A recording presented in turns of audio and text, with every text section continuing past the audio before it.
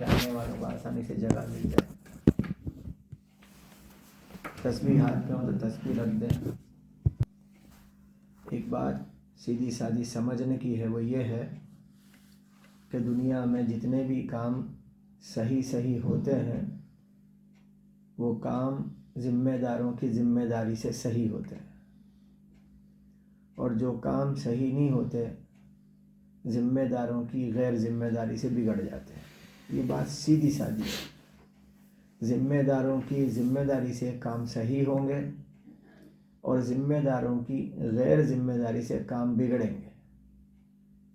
پھر کام گھر کا ہو، دکان کا ہو، بازار کا ہو، دین کا ہو، مسجد کا، مدرسے کا، کوئی بھی کام یہ بنے گا ذمہ داری سے، بگڑے گا ذمہ داروں کی غیر ذمہ داری سے. یہ اس لیے کہہ رہا ہوں کہ اللہ تعالیٰ نے ہم مسلمانوں کو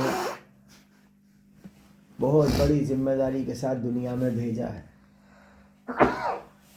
آج پوری دنیا میں جو انسانیت بھٹک رہی ہے کفر و شرک کے ساتھ، جانور پنے کی زندگی کے ساتھ، اللہ کی نافرمانی کے ساتھ، آخرت کو بھول کر، اس کی بنیادی وجہ مسلمانوں نے اللہ کی طرف سے ملی ہوئی ذمہ داری کو چھوڑ دیا.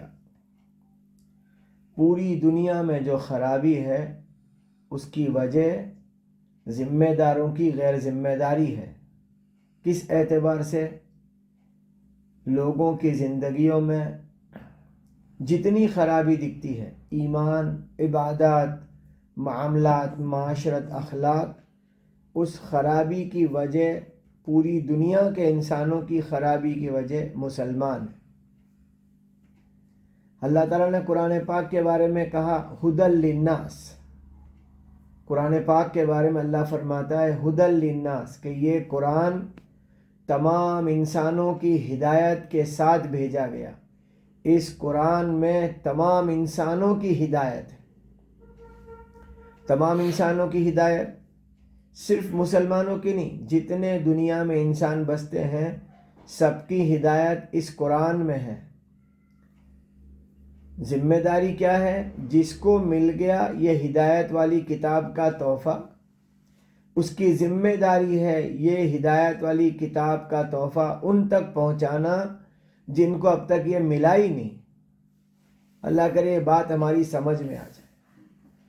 یہ ہدایت والی کتاب اللہ نے ہم مسلمانوں کو دی ہدی للناس کہہ کے کہ تمام انسانوں کی ہدایت اسی میں ہے. تو یہ کتاب ان تمام انسانوں تک پہنچانے کی ہماری ذمہ داری ہے. لیکن درد رکھنے والے لوگوں نے، امت کے بارے میں رونے والے لوگوں نے دیکھا ابھی تو اس کی ضرورت فوری طور پر تو ہماری ہی زندگیوں میں سے قرآن والی زندگی نہیں ہے. اسی لیے محنت شروع کی، جگہ جگہ عورتوں کو جمع کرنا، مسجد میں مردوں کو جمع کرنا، بازار میں، ہوائی جہاز میں، ایئرپورٹ پر، دکانوں پہ، جہاں جہاں مسلمان بستے ان کو جمع کر کر کے ان کو ذمہ داری یاد دلائی جا رہی ہے کہ آپ کی ذمہ داری ہے، آپ کی ذمہ داری ہے. غلطی کہاں ہو رہی ہے؟ دو چیزیں الگ الگ ہیں. ضرورت الگ ہے، ذمہ داری الگ ہے. سمجھ میں آ رہی بات؟ ضرورت الگ ہے اور ذمہ داری الگ ہے. مسلمان دھوکے میں ہے، ضرورت پوری کر کے سمجھتا ہے ہم نے ذمہ داری پوری کر دی. عورتوں کا کھانا بنانا، کپڑے دھونا، برتن دھونا، جھاڑو لگانا، بچوں کو نہلا دھلا کے تیار کرنا، یہ ضرورت زندگی ہے. ذمہ داری تو اس سے بھی اوپر ہے. لیکن ہم ضرورت پوری کر کے سمجھ رہے ہیں ہم نے ذمہ داری پوری کر دی. مرد حضرات دکان پہ جانا، نوکری پہ جانا، دھندے پہ جانا، کھیت میں جانا، محنت کر کے کپڑے لانا، چپل، جوتے، دوا، مٹھائی، پیسے لانا، یہ ضرورت لاتے ہیں لیکن سمجھتے ہیں ہم نے ذمہ داری پوری کر دی. مرد گھر میں سامان لا کے سمجھ رہے ہیں ذمہ داری پوری کر دی. عورتیں گھر کے کام کاج کر کے سمجھے ذمہ داری پوری کر دی. ذمہ داری بہت اوپر ہے. یہ تو ضرورت زندگی ہے. جو بچہ اسکول جاتا ہے، اسکول جانے والا بچہ جوتے موزے پہننا، یونیفارم پہننا، بیگ لٹکانا، پانی کی باٹل، ناشتے کا ڈبہ، یہ ساری اس کی ضرورتیں ہیں۔ ذمہ داری کیا ہے؟ پاس ہو جانا۔ یہ اس کی ذمہ داری ہے، پاس ہو جانا۔ پورے سال جوتے موزے پہن کر، ناشتے کا ڈبہ لے کر، پانی کی باٹل لے کر، یونیفارم، بیگ، اسکول جاتا رہا، فیل ہو گیا، رزلٹ اس کا فیل کا آیا، اس سے کوئی خوش نہیں ہوتا، اس سے کوئی خوش نہیں ہوتا۔ سب یوں بولتے ہیں فیل ہو گیا، کوئی یوں نہیں بولتا بیچارہ پورے سال بیگ اٹھاتا رہا، بیچارہ پورے سال جوتے موزے پہنتا رہا، بیچارہ کوئی نہیں، سب ناراض ہے۔ اللہ تعالیٰ کرے بات ہماری سمجھ میں آ جائے، اللہ تعالیٰ کرے بات ہماری سمجھ میں آ جائے کہ ذمہ داری قرآن پاک میں اللہ نے کہا یا ایھا الذین آمنوا قوا انفسکم، یہ ذمہ داری ہے، واہلیکم، یہ ذمہ داری ہے، قوا انفسکم واہلیکم، ذمہ داری کی آیت ہے۔ رسول اللہ صلی اللہ علیہ وسلم نے فرمایا کلکم راعٍ وکلکم مسئول عن رعیتہ، ہر ایک نگراں کار ہے اور ہر ایک ذمہ دار ہے، اور قیامت میں کلکم مسئول، ہر ایک کو سوال کیا جائے گا تم نے کیا ذمہ داری ادا کی۔ جو بہنیں جمع ہیں، دھیان سے بات سننا، دھیان سے بات سننا۔ قیامت میں یہ سوال کسی سے نہیں ہوگا کہ تم نے ضرورت کیسے پوری کی، تم نے دال کھائی، تم نے بریانی کھائی، تم نے کپڑے 200 روپے میٹر والے پہنے کہ 2000 روپے میٹر والے پہنے، کون سے زیور پہنے، کیسا مکان تھا، بڑھیا تھا، گھٹیا تھا، محل جیسا تھا، جھوپڑا تھا، گاڑیوں میں پھرتے تھے، پیدل چلتے تھے، یہ کوئی نہیں سوال ہوگا۔ سوال ایک ہی ہے، جو ذمہ داری دی تھی وہ کتنی پوری کی، اس کا حساب دے دو۔ رسول اللہ صلی اللہ علیہ وسلم نے حج کے سفر میں، راوی عبداللہ ابن مسعود رضی اللہ تعالیٰ عنہ، یوں ارشاد فرمایا، روتے ہوئے نبی نے کہا کل قیامت میں مجھے رسوا نہ کرنا، رسوا نہ کرنا، یعنی مجھے سب کے سامنے رسوائی ہو جاوے۔ کیسے ہوگی؟ قیامت میں ہر ایک نبی کی امت اس نبی سے پہچان کرائی جائے گی، یہ لوگ ہیں، یہ موسیٰ علیہ السلام کی امت ہے، یہ لوگ ہیں عیسیٰ علیہ السلام کی امت ہے، یہ ابراہیم علیہ السلام کی امت ہے، یہ یوسف اور زکریا اور اسماعیل اور یحییٰ علیہ السلام کی امت ہے۔ ایسے ان قیامت میں تمام انسانوں کی پہچان ان کے نبیوں کے ساتھ ہوگی، میری اور آپ کی پہچان محمد الرسول اللہ صلی اللہ علیہ وسلم کے ساتھ کرائی، یہ امت محمد ہے۔ رسوائی نہ کرانا یعنی جو امت کا تعلق جس نبی کے ساتھ ہوگا وہ نبی سے پہچان ہوگی۔ جیسے میں مثال سے بات سمجھاؤں، آج ہم اپنے گھروں میں بولتے ہیں اپنی اولادوں کو، پوتے نواسوں کو، دیکھ بیٹا تیرے ابا نے محلے میں بہت عزت بنائی ہے، وہ تبلیغی ذمہ دار ہے، ایسے کوئی کام نہیں کرنا کہ ان کی عزت جاوے۔ سمجھ میں آ رہی بات؟ ایسا بولتے ہیں، دیکھ بیٹا تیرے دادا عالم ہیں، دارالعلوم میں پڑھاتے ہیں، ایسے کوئی کام نہیں کرنا کہ دادا کی عزت جاوے۔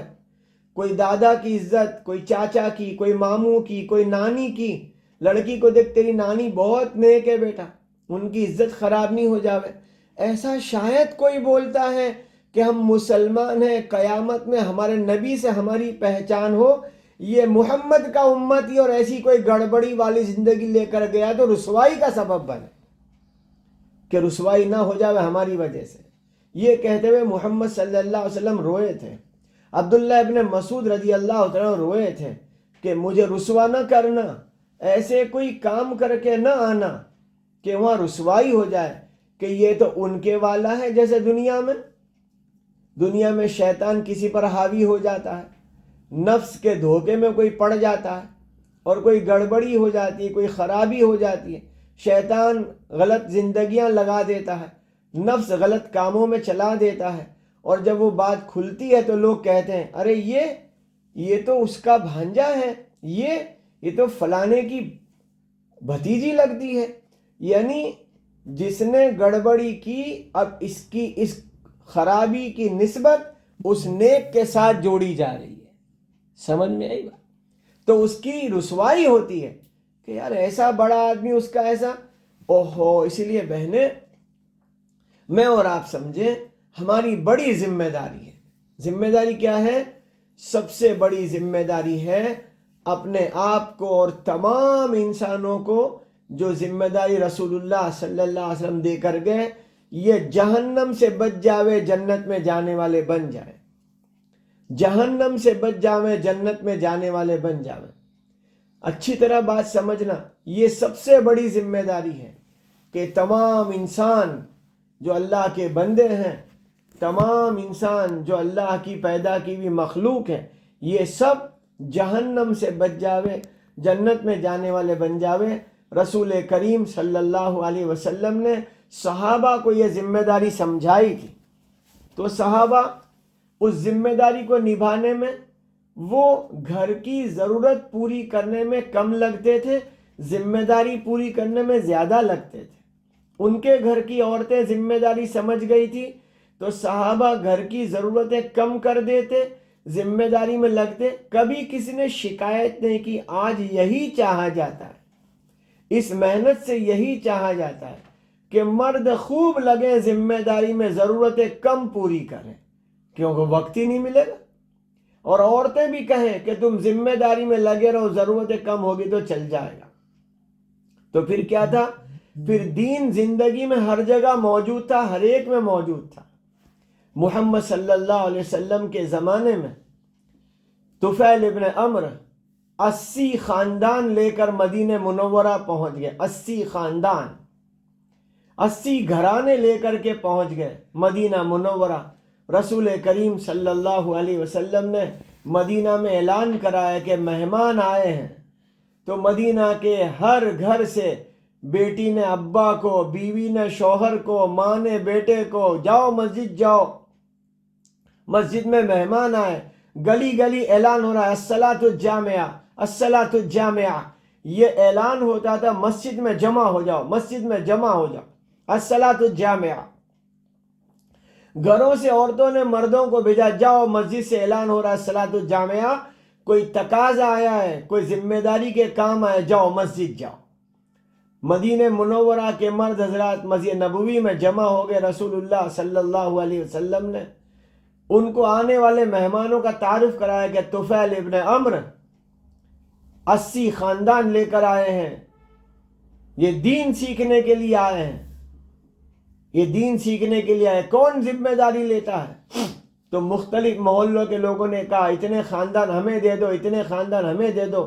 80 خاندان تقسیم ہو گئے پورے مدینہ کی محلوں اور بستیوں میں. ایک ہفتہ پورا ہوا، پھر مدینہ کی مسجد نبوی میں جمع ہو گئے. پھر اعلان ہوا، پھر لوگ آ گئے، پھر بدل. یہ محلے والے جو لوگ تھے وہ اس محلے میں، وہ اس محلے والے یہاں، الگ الگ بستیوں میں پھر بٹ گئے. 2 ہفتے پورے ہو گئے. 15 دن کے بعد رسول کریم صلی اللہ علیہ وسلم نے کہا طفیل اب ان سب کو لے کر اپنی بستی میں جاؤ، وہاں جا کے دین کی محنت کرو. جب وہ جانے لگے تو محمد صلی اللہ علیہ وسلم نے کہا یہ 15 دن میں جا رہے ہیں، یہ فقہا اور ادبا بن گئے. کیا بن گئے؟ فقیہ اور ادیب. فقیہ کہتے ہیں دین کی بڑی معلومات رکھنے والے. کیوں ایسا ہوا؟ کیا ان کو بیان سنائے گئے؟ کیا ان کے سامنے تقریریں ہوئی؟ کہ نہ، بیان تقریر نہیں ہوئی. ایک ماحول بنایا تھا. جو گھر میں رہے انہوں نے گھر کا دین سیکھ لیا، جو بازار گئے تو بازار کا دین سیکھا، خریدنے کا دین، بیچنے کا دین، بازار میں بولنے کا دین، کپڑے پہنے دیکھے کپڑے کا دین، شادی کی خوشیاں دیکھی شادی کا دین سیکھا، بیعت دیکھی تو رونے کا دین سیکھا. ایک ذمہ داری مدینے والوں نے لی تھی کہ جو آ جائے گا ان کو دین سکھا دیں گے. تو تقریر سے، بیان سے نہیں سکھاتے تھے، ان کی زندگیوں میں ہی دین تھا. کھانا کیسا ہو، کپڑے کیسے ہو، صبح کیسی ہو، شام کیسی ہو. ابھی تو ہمیں بہت محنت کی ضرورت ہے، بہت محنت کی ضرورت ہے. یہ محنت ابھی ہم کر رہے ہیں، لیکن بڑھتے بڑھتے وہاں تک جانا ہے کہ دنیا کے انسان کبھی آ کر پوچھیں بھئی ہمیں اسلام سیکھنا ہے، ہم کتاب دیں گے کہ کتاب سے دین شاید نہیں سیکھ سکتا، ہم بیان سنائیں گے. جیسے کہ کسی کو بھوک لگی ہو تو بھوک لگی تو کھانا بنانے کی ترکیب کی کتاب، کیا بولتے ہیں سو کھانا بنانے کی کتاب، جس میں ریسیپیاں لکھی ہوئی ہوتی ہے. وہ ریسیپی دینے سے کسی کی بھوک نہیں مٹتی. یا کھانے کا بیان، ابھی میں آپ کے سامنے کھانوں کے بیان کروں، بریانی، پلاؤ، کلیا، قورمہ، متنجن، اس کا بیان ہونے سے کوئی پیٹ نہیں بھرتا، نہ کتاب کی ریسیپی پڑھنے سے، نہ بیان کرنے سے. آج ہم سوچے کہ کوئی ہمارے پاس دین سیکھنے آئے، ہم بیان سناویں، ہم کتاب دیویں، ارے یہ تو بہت دور کی بات ہے. ہماری زندگیاں دیکھ کے وہ دین سیکھ جائے. ماں کی دینی زندگی دیکھ کے بیٹی دین سیکھ جائے، باپ کی دینی زندگی دیکھ کے بیٹا دین سیکھ جائے. ورنہ کیا ہوگا؟ باپ تو خوب کمانے میں لگتا ہے، کبھی کبھی دین کا کام کرتا ہے تو بچہ یہی سیکھے گا کہ ہاں بھئی خوب کمانے میں لگو، کبھی کبھی دین کا کام کر لو. پچھلے ہفتے میں نے جماعت کے ساتھیوں سے کہا اس وقت تقاضا تو یہ ہے کہ 3 دن گھر پہ رہو، 27 دن جماعت میں چلو. سمجھ میں؟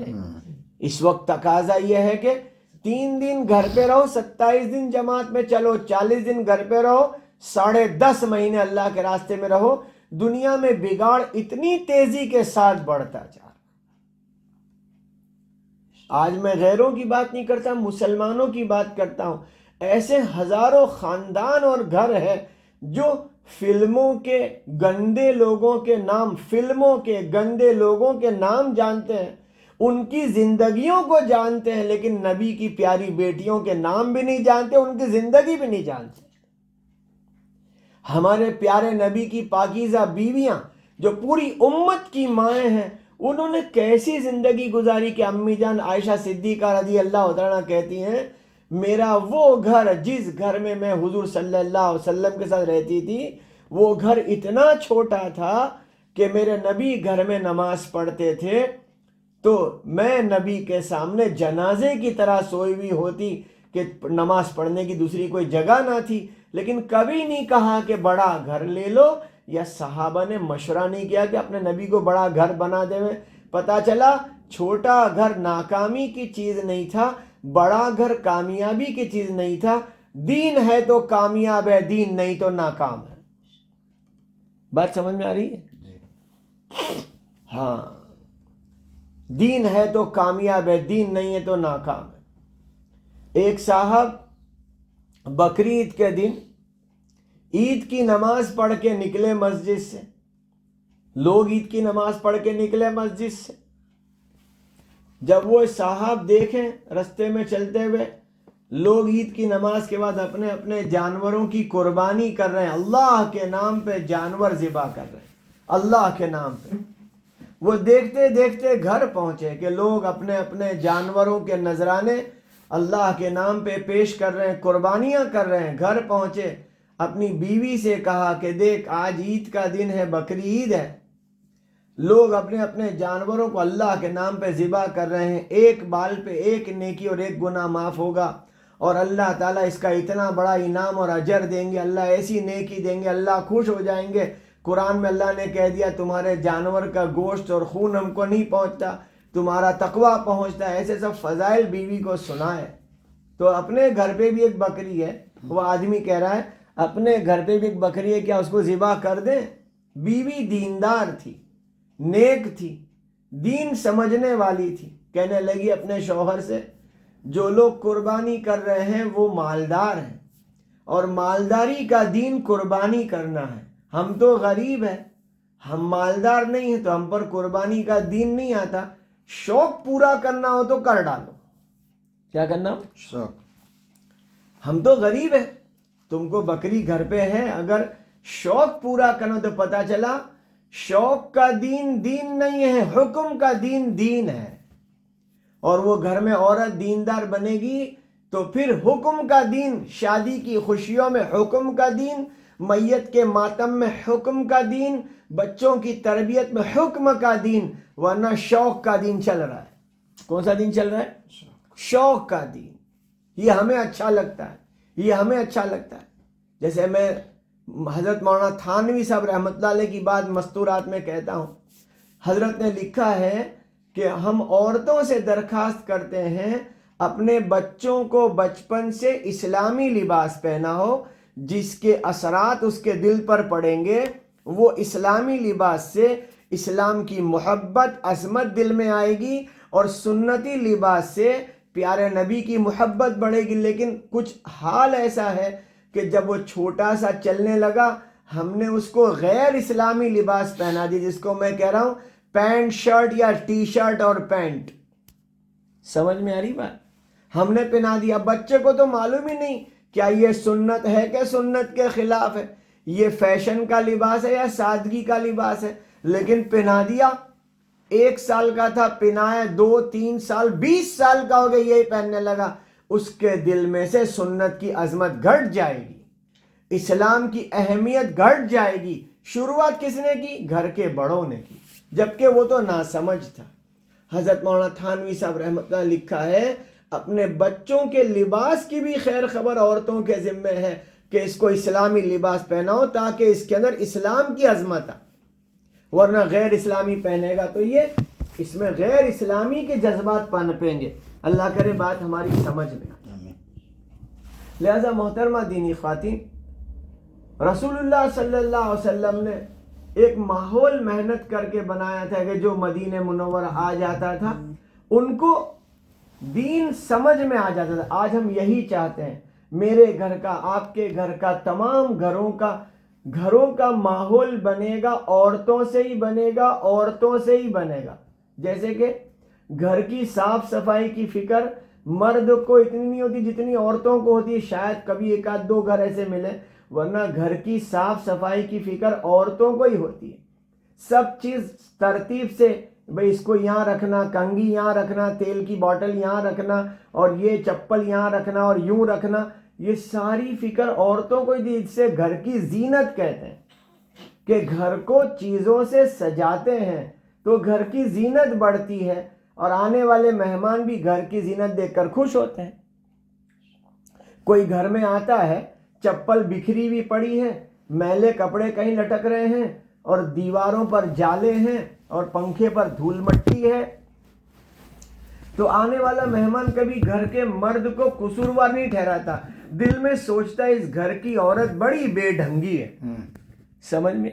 جیسے میں نے آج ہی صبح کہا کہ میں بھروچ کے جس کے بھی گھر میں چلہ لگا رہا ہوں، جس کے بھی گھر میں جاتا ہوں، مجھے بہت خوشی ہوتی ہے کہ گھر میں بھی اتنی صاف صفائی، مسجد بھی اتنی صاف ستھری۔ یہ بڑی اچھی بات ہے، بہت خوشی ہوتی ہے۔ جس کے بھی گھر میں گیا ہوں، چھوٹا گھر، بڑا گھر، مہنگا سستا، لیکن صاف صفائی بہت ہوتی ہے۔ تو یہ کس نے کیا؟ یہ مردوں کی فکر سے نہیں ہوا، یہ عورتوں کی فکر سے ہوا ہے۔ سمجھ میں آ رہی بات؟ تو جیسے ہم نے اپنے گھر کو ویل ڈیکوریٹ کیا، سجایا، خوش نما خوبصورت بنایا، یہ چیزوں سے بنایا، اس کو نورانیت والے دین سے آباد کرو۔ ہمارے گھر میں دین کی نورانیت ہو۔ لائٹ سے اجالا ہوگا، نور نہیں آتا۔ لائٹ سے اجالا ہوگا، نور تو دین سے آئے گا۔ ایک چھوٹی کارگزاری سناتا ہوں، بہت پیاری کارگزاری زیادہ سال پہلے کی ہے، ہو سکتا ہے 25-26 سال پہلے کی ہو۔ دہلی شہر میں ایک 21 سال کی لڑکی بازار میں خریدی کر رہی تھی، عصر کا وقت تھا، لڑکی 21 سال کی تھی، مسلمان، لیکن کپڑے پہنے تھے جینز اور ٹی شرٹ۔ پہنے کیا تھے؟ جینز اور ٹی شرٹ پہنا تھا لڑکی نے، مسلمان لڑکی تھی۔ خریدی کرتے ہوئے دکاندار سے پوچھا، بھائی صاحب مجھے عصر کی نماز پڑھنی ہے، ٹائم ہو گیا، نماز کہاں پڑھوں؟ دکاندار نے کہا، بھئی ہم تو مسلمان نہیں ہیں، ہمارے یہاں نماز کی کوئی جگہ نہیں ہے، سامنے کسی مسلمان کے گھر پہ آپ چلے جاؤ۔ دہلی شہر تھا، لڑکی دکان سے اتر کر سامنے ایک گھر پر گئی جو مسلمان کا گھر تھا۔ دروازہ کھٹکھٹایا تو دروازے پہ 2 لڑکیاں آئیں، چھوٹی چھوٹی، 11 سال اور 13 سال۔ انہوں نے دروازہ کھولا، اس کی ظاہری حلیہ دیکھ کر پہچان نہ سکے کیا یہ مسلمان؟ پوچھا، آپ کو کس کا کام ہے؟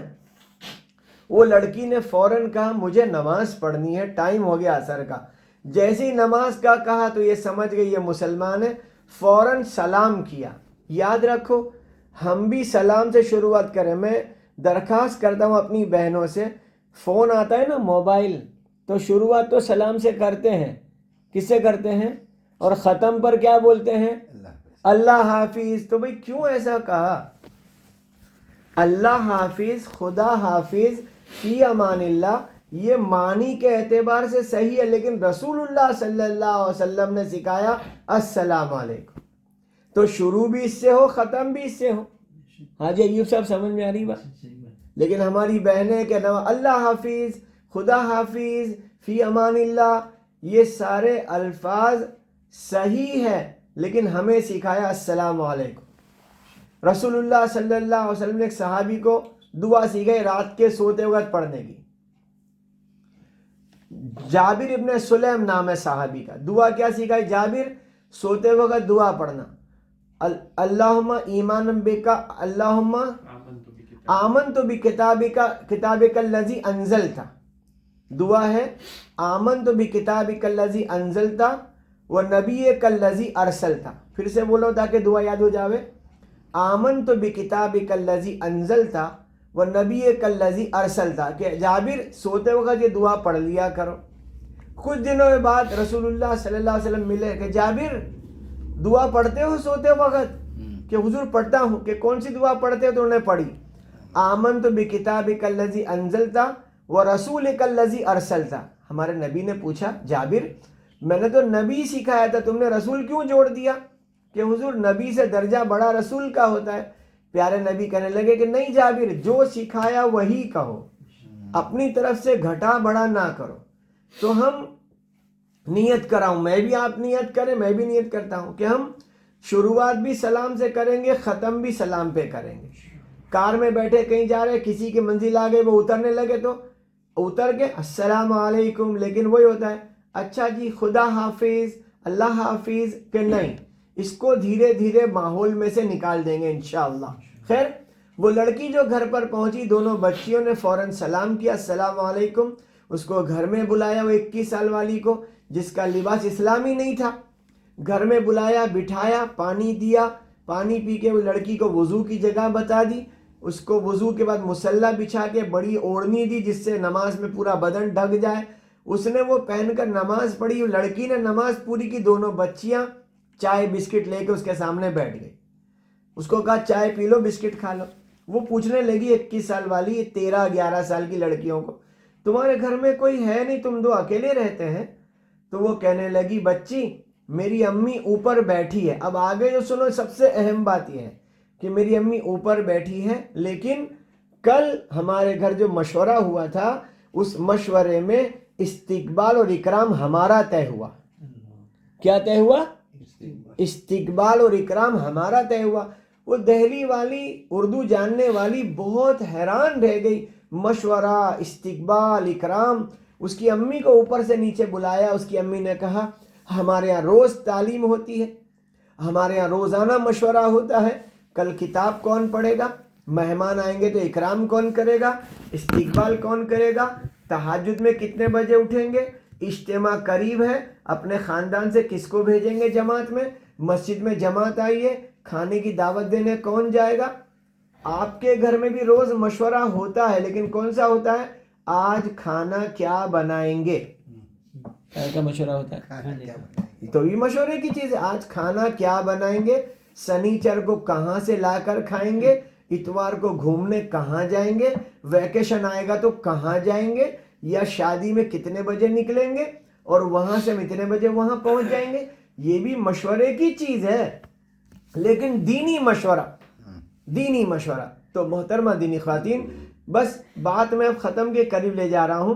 ہماری سب سے پہلی ذمہ داری ہے، کیونکہ ہم بہنیں ہیں اور بہنوں کے سامنے بات کر رہا ہوں، پہلی ذمہ داری خود دیندار بننا۔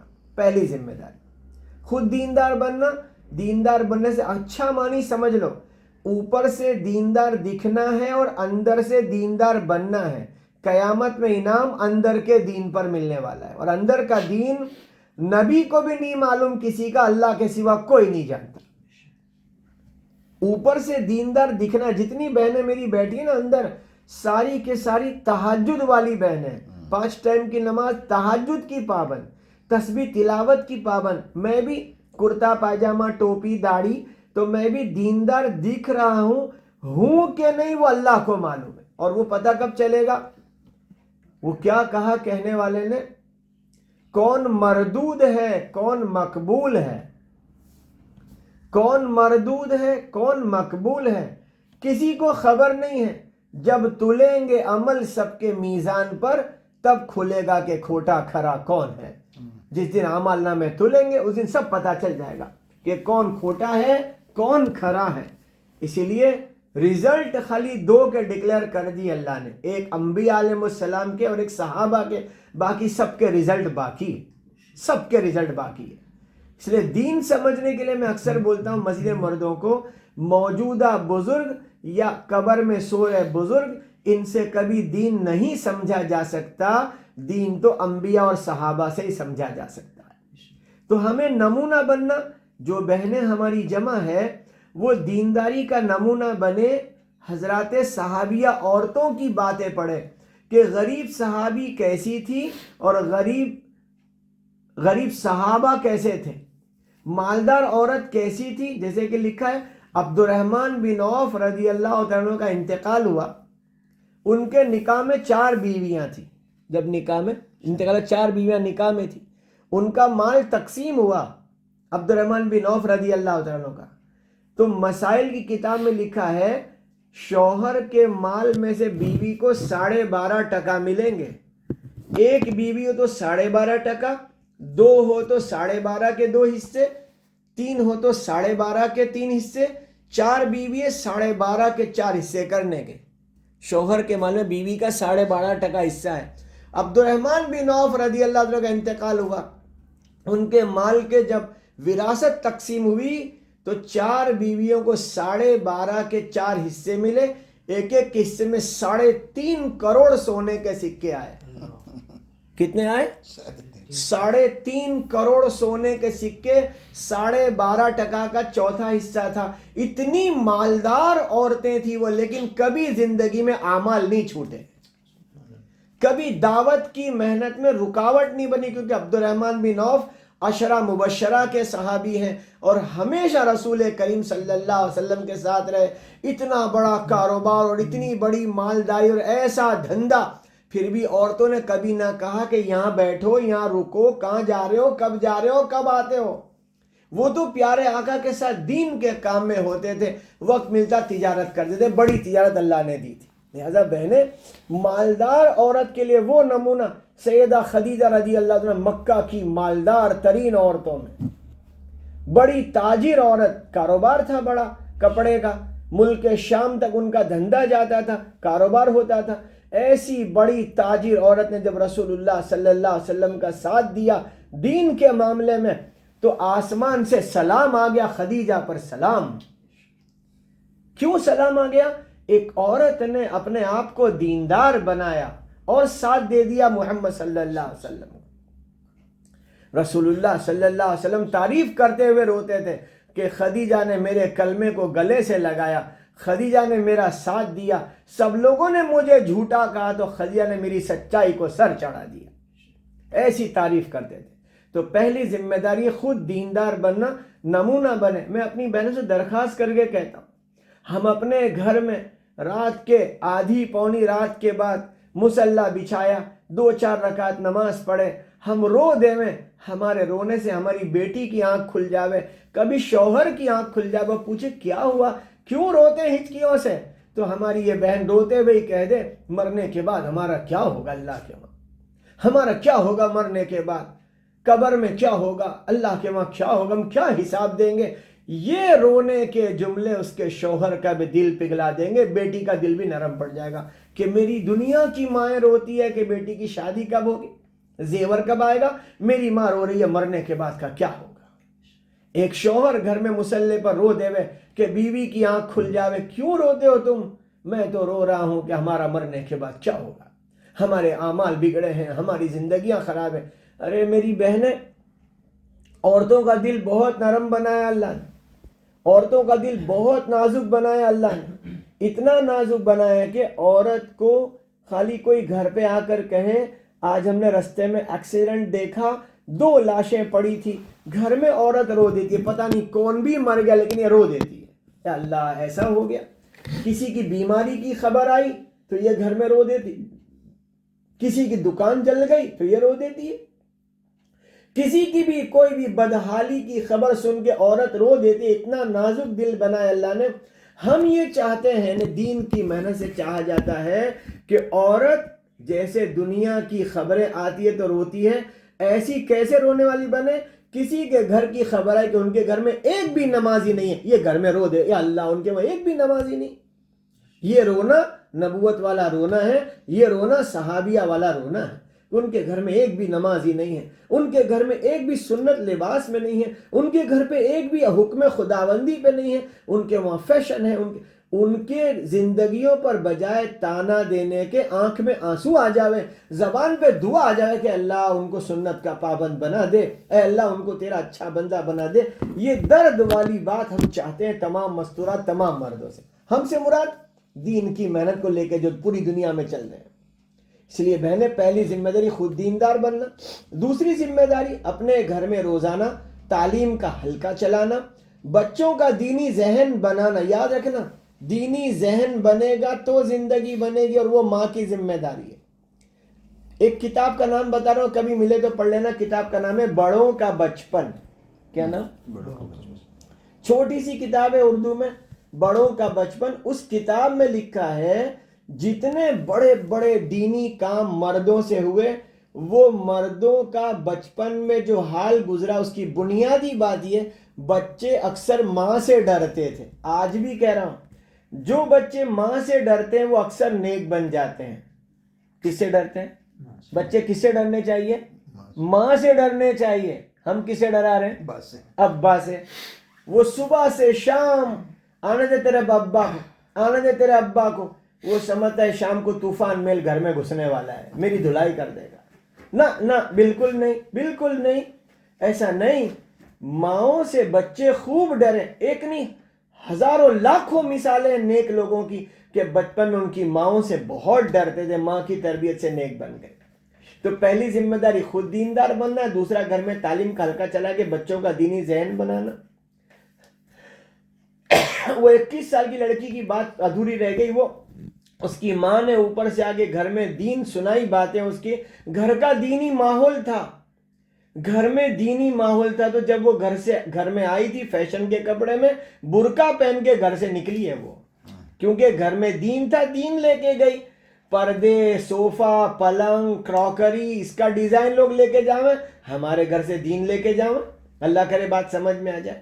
تیسری ذمہ داری ہر عورت کی یہ ہے، اپنے آپ کو صبح شام دعوت والے مزاج کے ساتھ رکھیں۔ گھر میں صبح سے شام جو بھی کام ہو رہا ہے، اچھا برا، بنے بگڑے، اللہ نے کیا، اللہ سے ہوا، اللہ کرتے ہیں، اللہ کریں گے، ہر بات میں اللہ اس کی زبان سے نکلے۔ اور چوتھی ذمہ داری ہر عورت کی ہے، اپنے گھر کے مردوں کو دین کے کام میں مددگار بنے، جیسے کہ صحابیہ عورتیں بنی تھیں۔ وہ دین کے کام میں مددگار بنی، ہر معاملے میں۔ صحابی نے آ کر کہا مہمان رسول ہے، کھانے کا اس کا باقی ہے، اور ہمارے گھر میں کیا کھانا ہے؟ اب بیوی مددگار بن گئی۔ کیسے بن گئی؟ تھوڑا سا ہے بچوں کے لیے، ایسا کرو بچوں کو بھی بھوکا سلا دو، تم بھی بھوکے، میں بھی بھوکی، مہمان کو کھلا دو۔ یہ دین ہے۔ یہ بیوی نے ساتھ دے دیا، یہ ساتھ دیا، اتنا ساتھ دیا کہ بچوں کو بھوکا سلا دیا، خود بھی بھوکی رہ گئی، شوہر بھی بھوکا۔ صبح میں آسمان سے آیتیں آ گئی کہ وہ لوگ ہیں جو اپنے جانوں پر دوسروں کو ترجیح دیتے ہیں، خود بھوکے رہ کے رات گزارتے، کیونکہ مہمان کو کھلانا دین ہے۔ وہ جو عورت نے کہا اپنے شوہر سے تم کو شوق پورا کرنا ہو تو بکری ذبح کر دو، شوق پورا کرنا ہو کاٹ دو، ورنہ تو وہ آدمی نے اس کی بیوی کی بات مان لی کہ شوق کے لیے دین نہیں ہے، دین تو حکم کا ہے۔ تھوڑی دیر کے بعد ان کے گھر میں مہمان آئے تو بیوی نے شوہر سے کہا ہمارے گھر میں کھلانے کا کچھ ہے نہیں، بکری ذبح کر دو، مہمان کو کھلانا دین ہے۔ اوہو، اللہ تعالیٰ خوش ہو گئے۔ پیارے نبی نے بشارتیں سنا دی ایسے لوگوں پر جو حکم کا دین پورا کرتے ہیں، شوق کا دین نہیں چلتے۔ تو تیسری ذمہ داری ہے اپنے گھر میں روزانہ دعوت والے مزاج سے. چوتھی ذمہ داری اپنے گھر کے مردوں کا دین کے کام میں مددگار بننا. وہالو کا اجتماع ہے 16, 17, 18. اس میں آپ جائیں گے نہیں لیکن آپ کا حصہ پورا لگے گا. ایک اس کے لیے روزانہ 2 رکعت نماز پڑھ کے دعا مانگے کہ اللہ وہاں کے تمام ضروریات کا غیب سے تکفل کر دے, جماعتیں بنا دے, جماعتیں روانہ کر دے, جمع ہونے والوں کے لیے ہدایت کے فیصلے کرے. ایک تو آپ دعا کریں.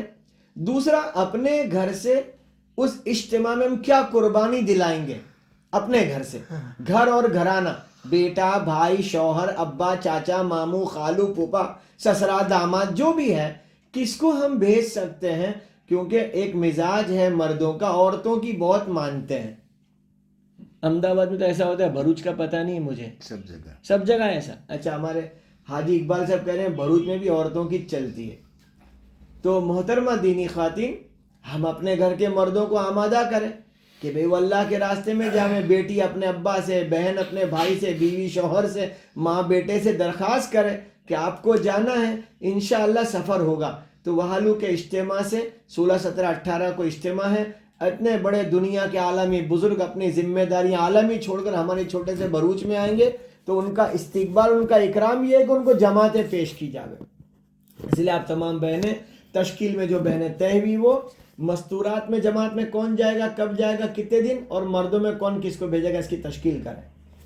دعا بھی ہوگی, بعد میں ہوگی, دعا کر لیتے ہیں. ہم دعا کر لیتے ہیں, بعد میں تشکیل کر لینا. تیسرے ہفتے میں مستورات کی جماعت 3 دن کی وہالو پہنچنا ہے, اس کی تشکیل. مستورات کی بھی 3 دن کی جماعت کی تشکیل کریں تیسرے ہفتے کے لیے. اللہم صلی علی محمد وعلی آل محمد کما صلیت علی ابراہیم وعلی آل ابراہیم انک حمید مجید. اللہم بارک علی محمد وعلی آل محمد کما بارکت علی ابراہیم وعلی آل ابراہیم انک حمید مجید. اے اللہ ہمارے گناہوں کو معاف کر دے, ہمیں نیک عمل کرنے والا بنا دے, جنت والے اعمال کر کے جہنم والے اعمال سے بچنے کی توفیق عطا فرما دے.